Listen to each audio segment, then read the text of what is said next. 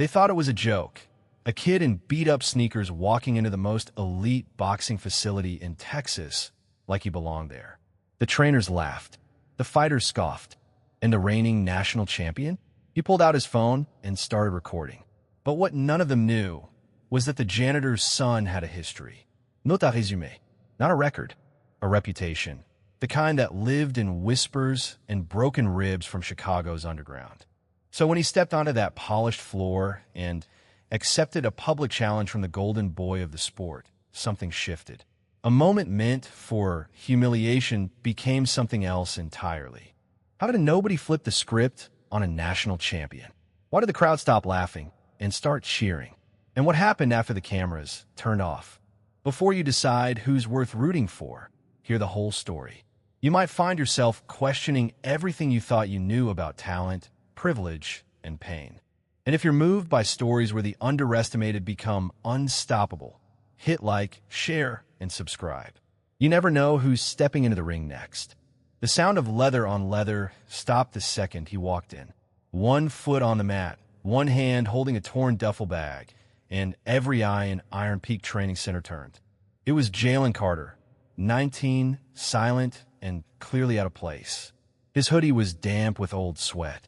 His sneakers had holes. His stare was unreadable. From afar, into the ring, Chase Maddox froze mid-spar, removed his gloves with exaggerated flair, and pointed across the floor. Yo Marcus, who let the janitor's kid in the building? A few chuckles rippled through the crowd. One of the trainers looked around, half smiling, unsure if this was part of some elaborate joke. But Jalen didn't flinch. He walked calmly toward the front desk, shoulders squared, eyes steady. He handed over a folded piece of paper, crumpled but clean. The receptionist glanced down. Scholarship tryout? Before anyone could answer, Chase was already at his side.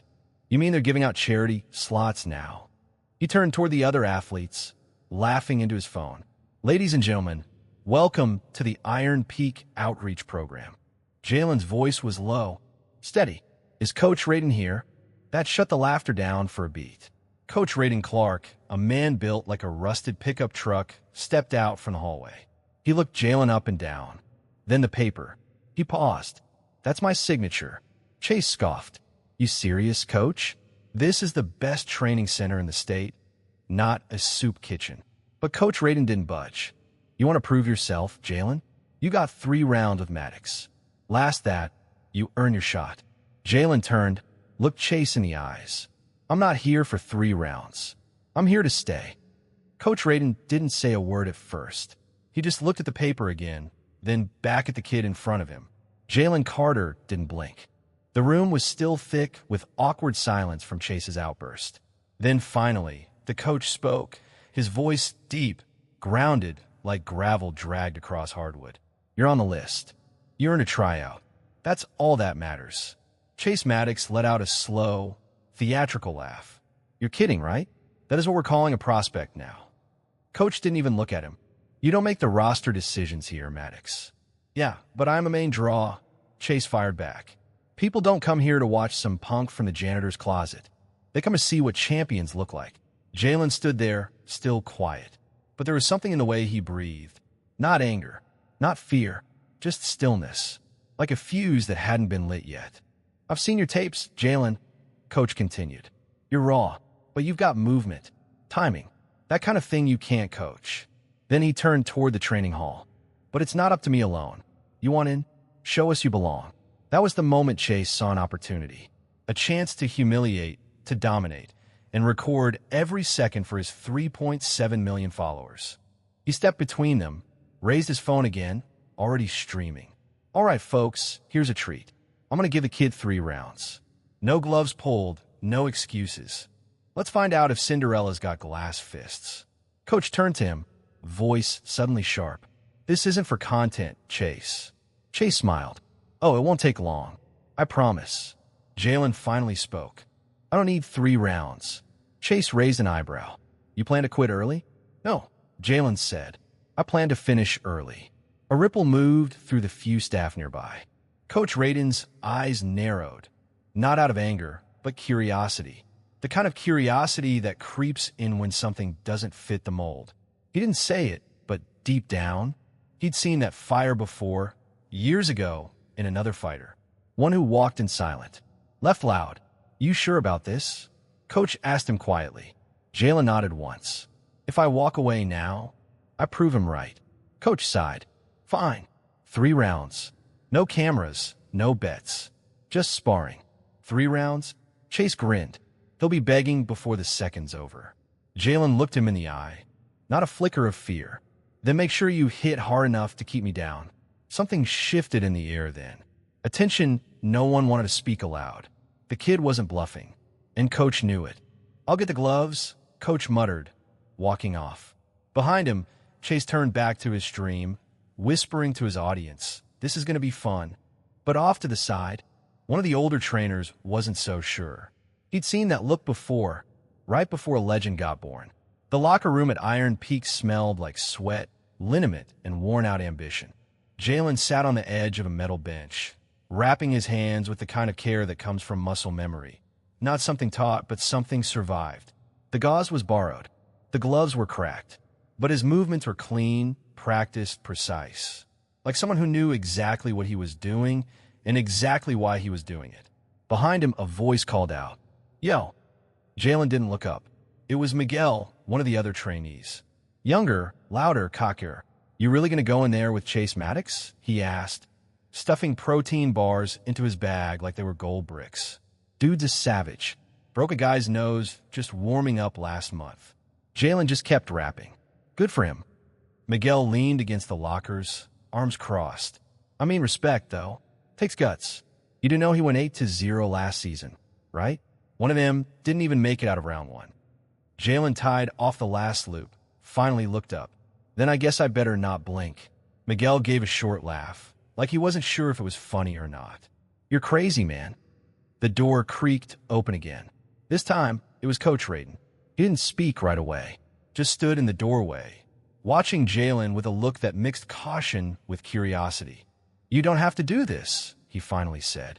Jalen shrugged. "Ido." Coach stepped closer. "This isn't the street. It's not some underground hustle. You mess around in there, they'll put you in the hospital." Jalen met his eyes. Calm. Solid. "You think I don't know pain?" Coach paused. The kid wasn't puffing his chest. Wasn't putting on a show. He just said it like a fact. Like rain, or rent, or growing up hungry. "I watched my mom work 3 jobs just to make sure we had water and heat. I've been punched in the face by people with nothing to lose and no reason to stop. Chase, he hits hard, yeah, but he's never fought for rent money." Coach sat down beside him. "So why now? Why come here? Why him?" Jalen looked at his gloves, then at the wall. But when he finally answered, his voice didn't waver. "Because people like him," he nodded toward the door. "They think this place belongs to them. That if you weren't born into it, you don't deserve it. And maybe he's right. Maybe I don't." He stood up slowly, shoulders squared, gloves in hand. But he's going to have to prove it. Coach looked up at him, and for the first time, he smiled. Just barely. "Then let's find out what you got, Carter." Jalen walked past him, calm and quiet. Not a warrior going into battle, something colder. A reckoning. The back training hall at Iron Peak didn't shine like the main floor. Cracked mirrors, flickering lights, no cameras, just a lonely, heavy bag swaying in silence. Coach Raiden nodded toward it. "Hit it. Nothing fancy. I just want to see." Jalen stepped forward. No warm-up, no stretch. Like muscle memory from 100 basements. The first jab was sharp, snapping the bag with a tight pop. Then a cross. Then 2 body hooks in succession that made the chains above creak. He danced around the bag with a rhythm that didn't come from training drills. It came from instinct, from survival. His footwork was minimal but exact. No wasted movement, no wasted breath. Coach narrowed his eyes. Again, Jalen obeyed, this time faster. Jab, slip, hook, pivot. Each strike landed with surgical precision, the kind that could open a cut in 3 punches or end a fight in 2. Coach folded his arms. "Where do you train?" Jalen kept moving.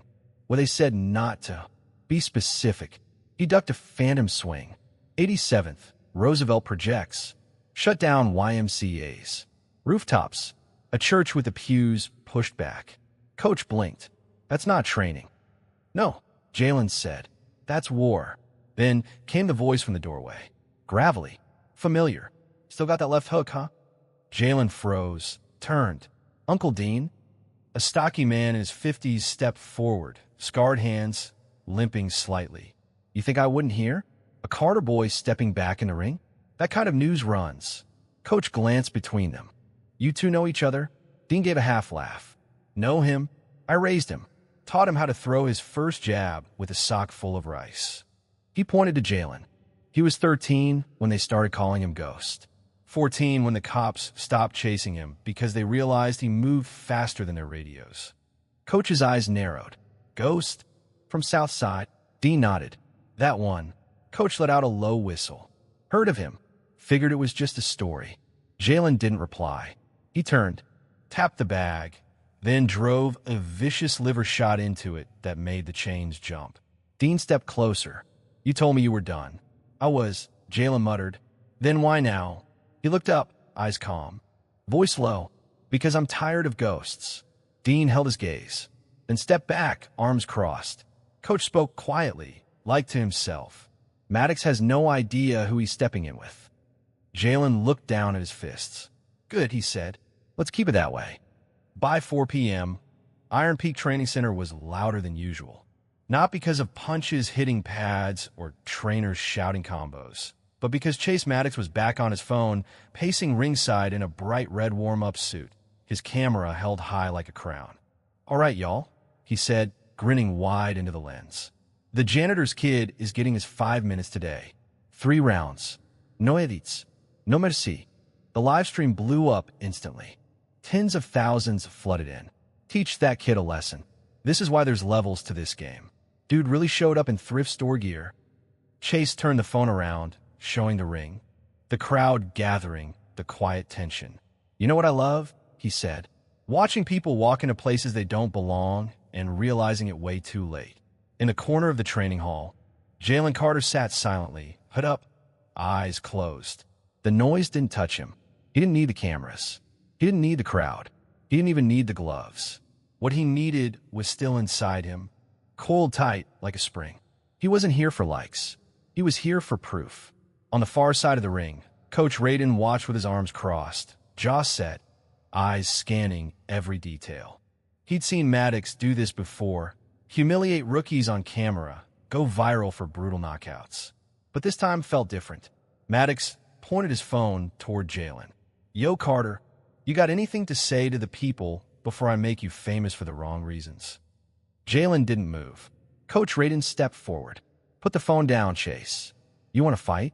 You give it the respect it deserves. Chase rolled his eyes. Coach, relax. It's just fun. The kid probably boxed his cousins in the backyard and thinks he's Tyson. Coach's voice was steel. Now. Chase sighed, hit the stop button, and tossed the phone to his assistant. He turned to Jalen, cracking his knuckles. You ready to get exposed, Cinderella? Jalen stood, slow and smooth, like he was shaking off a layer of dust. He stepped forward, pulled back his hood, and met Chase's eyes for the first time that day. Wrong story, he said calmly. I'm not here to lose a shoe. I'm here to break the glass castle. Maddox froze for half a second. Just half, but enough. The trainers around the ring looked at each other. Something had shifted, and they all felt it. The bell rang with a sharp, metallic clang. Not official, just the sound of Coach Radin's stopwatch tapping the stool. But it might as well have been a gunshot. Chase Maddox came out like he always did. Fast, aggressive, with the swagger of a man convinced he's already won. He threw a jab, a quick cross, another jab. Sharp, crisp, arrogant. The first two whiffed the air. The third nearly caught Jalen, but only nearly. Jalen had already tilted just enough to let the punch slide by his cheek, eyes locked onto Chase's hips, not his fists. From the sidelines, someone murmured, Yo, did he just slip that without blinking? Coach Radin didn't answer. His eyes were narrowed. Chase grinned, still bouncing. Small carter. Thought you said you were here to fight. Jalen didn't speak, didn't flinch, just shifted weight, left foot, right foot a step back, a pivot. Chase charged again, this time with a looping hook meant to end the round early. Jalen ducked, not panicked, not flailing, precise. He stepped inside the arc of the punch and planted his feet, just for a second, just long enough to tap Chase in the ribs with a short, surgical left hook. It wasn't meant to hurt. It was meant to remind. Chase stumbled a half step back. The grin faltered. "What the hell?" he muttered. Coach Raiden's jaw tightened. He'd seen that kind of shot before. The kind that says, "I'm not here to dance. I'm here to study you." Jalen kept circling, silent, breath even. Geluftigkeit. He wasn't attacking. He was watching, letting Chase spend his energy, measuring the timing of every step, every twitch of the shoulder. 2 more jabs came his way. He slipped the first, parried the second with a soft redirect that made it look like Chase had just punched the air again. The crowd around the ring had stopped snickering. Miguel whispered to another trainee, "Yo." He's reading him. Back in the ring, Chase growled, swung wide with another haymaker. Jalen ducked low, popped up just enough to glance at Coach Raiden. That look? Not fear, not pride. It was patience. A message passed without words. "I'm not done yet. I'm just getting started." Round 2 began with less swagger. Chase Maddox didn't bounce as much this time. His smile was gone, replaced with something tighter, meaner. His breathing was heavier now, chest rising faster than it should have. He launched a quick combo, jab, jab, right hook, but Jalen wasn't there. He'd already pivoted out of range, sliding to the left like water slipping off glass. Chase turned, frustrated, teeth clenched. Jalen still hadn't thrown more than a couple body shots. But somehow, he was winning. Not on paper, but in silence. In the way the air around the ring had shifted. In a way nobody was laughing anymore. Miguel leaned on the ropes, eyes wide. Why is he not throwing more? Coach Raiden didn't look away from the ring. Because he's letting Chase show his whole hand. Inside the ropes, Jalen finally made a move. He stepped in, not fast, not reckless, just deliberate, and clipped Chase with a tight uppercut to the solar plexus. It wasn't flashy, but landed deep. Chase gasped, stumbled back 2 steps, hand dropping just a second too long. And that's when Jalen answered. A jab snapped Chase's head back. A cross followed, quick, clean, straight down the pipe. Then a hook. Fast. Then another. Then a short left to the ribs that made Chase grunt like the wind had been yanked out of him. In under 4 seconds, 5 punches had landed. Chase grabbed the ropes, not falling, but not steady either. Around the ring, no one said a word. Even the staff had stopped mid-task to watch. Coach Raiden's arms were now folded across his chest. His face unreadable, but his eyes said it all. Jalen Carter wasn't just competing. He was dismantling. Chase tried to reset, threw a looping right hand, but Jalen ducked under it. Again, then tapped him on the temple with a glove like he was closing a book. "You tired already?" Jalen asked softly. It was the first thing he'd said since the round started. Chase growled, swung again, missed again, and this time when Jalen countered, it was brutal. An overhand left that landed with a crack so sharp, someone in the crowd actually winced. Chase stumbled into the corner. No swagger left. No cameras. No noise. Just a man learning that ego doesn't block punches. And across from him, a fighter who had once lived invisible, now impossible to ignore. By the time round 3 started, Chase Maddox wasn't talking anymore. His mouthguard hung loose between lips stained with blood. His shoulders sagged. His footwork was gone, flattened into desperate lunges. The golden boy of Iron Peak looked like a man dragging his pride across the canvas. Across from him, Jalen Carter stood still. Not cocky, not angry, just still, like a man who'd already done the math. Coach Raiden didn't say a word from the corner. He didn't need to. His eyes had already left the scoreboard. He wasn't watching to see if Chase would fall. He was watching to see how. Chase swung first again. A wide right hook with more panic than precision.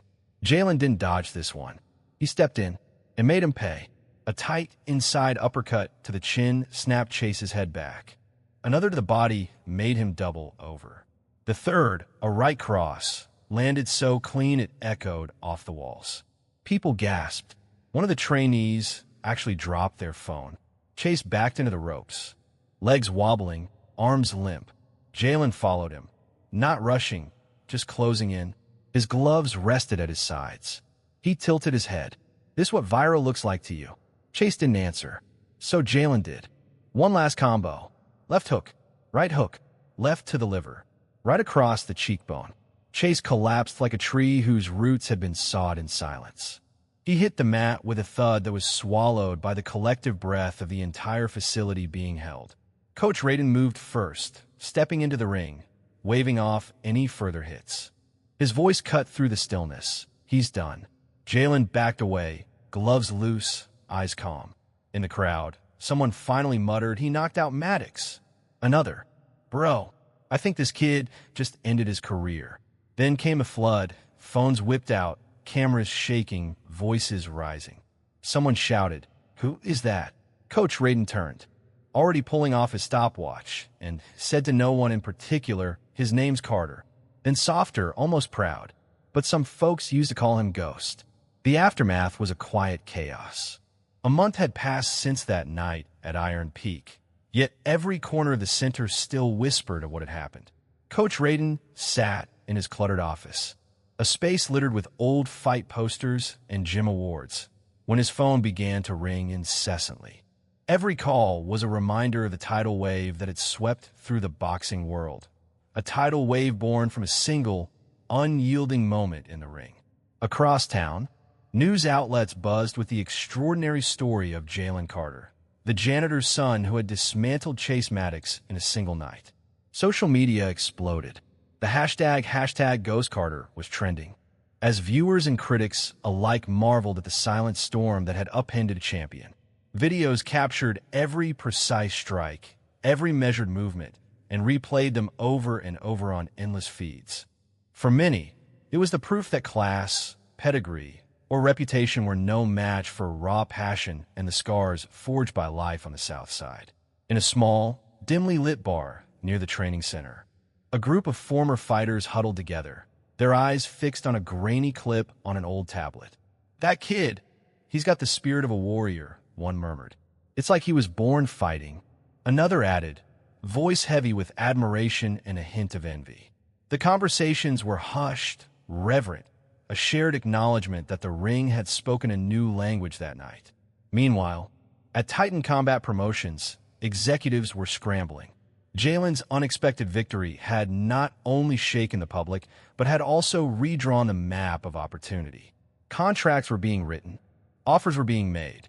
For the first time in months, a genuine underdog story was capturing the nation's heart, and brands were lining up, eager to be associated with that raw authenticity.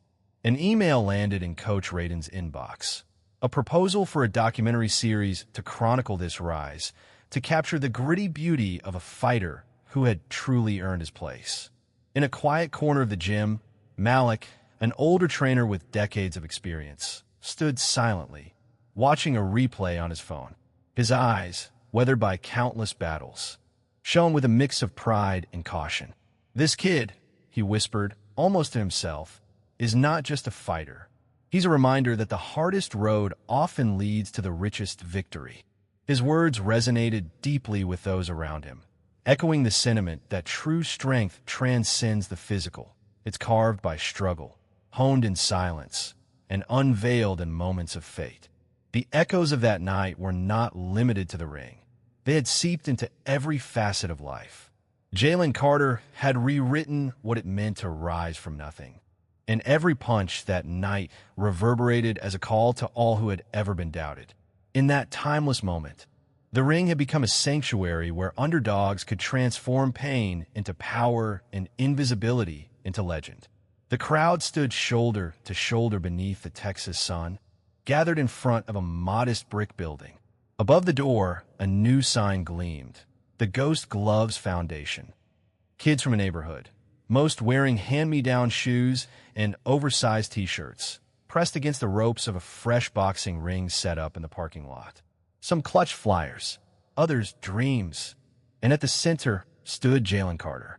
No gloves, no hoodie, just a clean black shirt, a mic in his hand, and a storm behind his eyes. "When I walked into Iron Peak," he said, voice steady, "I wasn't supposed to make it past the door." He scanned the faces in front of him, kids, mothers, former fighters, reporters. They told me I didn't belong. Then my background, my clothes. My blood made me less. He looked down for a moment, then back up. But I didn't come to ask for a place. I came to build one. Applause erupted. He let it ride, then raised a hand. This place, this ring, it's not about proving you're better than anyone. It's about proving you matter, that your story matters. Behind him, Coach Radin and Uncle Dean stood silently, eyes misted. Jalen turned back to the crowd. And if someone ever tells you your worth is decided by where you're from or what you wear, show them your hands. Show them your heart. He paused, then smiled. And if that doesn't work, show them what happens when the ghost they ignored becomes the name they can't forget. If this story moved you, don't scroll. Share it, comment, subscribe, because someone out there needs to hear that their fight isn't over.